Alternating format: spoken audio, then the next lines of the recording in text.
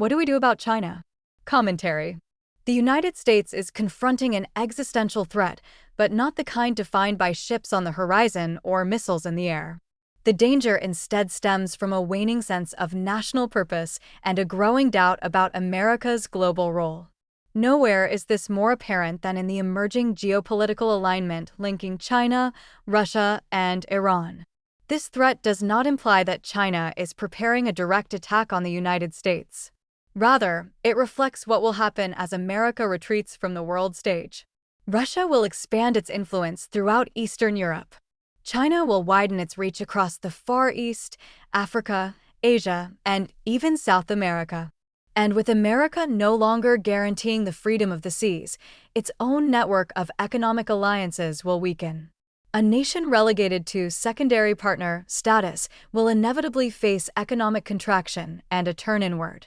Yet for some on the American right, the idea has taken hold that the United States should withdraw from the world, become an autarky, and redirect foreign or military spending toward domestic needs, as if global interconnectedness were an optional luxury. But the affordable goods, efficient supply chains, and economic dynamism Americans enjoy are possible only because of robust international trade backed by U.S. economic and military strength. Still, neither political flank has articulated a coherent strategy for dealing with China. On the left, there is a reluctance to acknowledge China as a serious threat. On the right, there is a resistance to the diplomatic, economic, and military commitments required to counter Beijing effectively.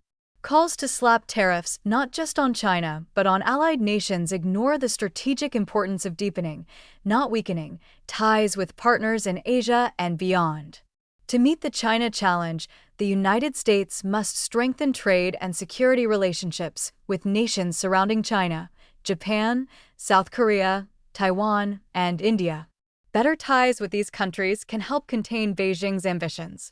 If China insists on cheating or pursuing mercantilist policies, let it.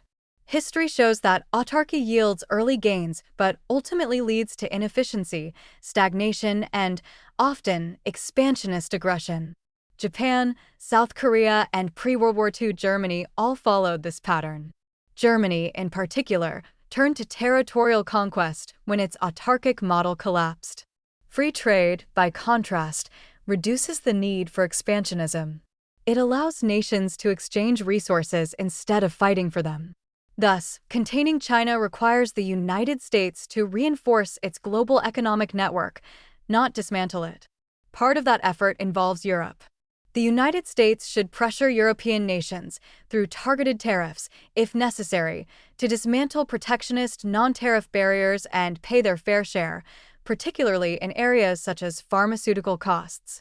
But ultimately, American policy must emphasize freer trade and stronger alliances. As Treasury Secretary Scott Bessent has argued, Washington needs both carrots and sticks for Beijing, but mostly carrots for its friends. America must also diversify its supply chains, reduce reliance on Chinese manufacturing, and cut off China's allies where possible. Supporting nations targeted by Russian aggression is essential, not only to contain Moscow, but because Russia and China increasingly coordinate their geopolitical strategies. Likewise, deepening trade and security ties with India can help pull New Delhi further from Beijing's orbit, particularly given the long-standing border disputes between the two. Yet Washington continues to send critical technologies, including advanced U.S.-produced microchips, into China. Even if such transfers provide only marginal boosts to China's capabilities, it is difficult to justify strengthening a geopolitical adversary already stealing intellectual property, violating trade rules, and pressuring its neighbors. China, for all its size, is not an unstoppable juggernaut. It faces a shrinking population, massive debt, and extensive misallocation of resources. Its gleaming mega-projects obscure the waste and failure typical of centralized economic systems.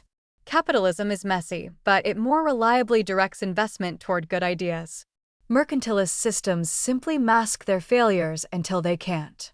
The United States still has the tools to contain China and preserve a stable, free global order.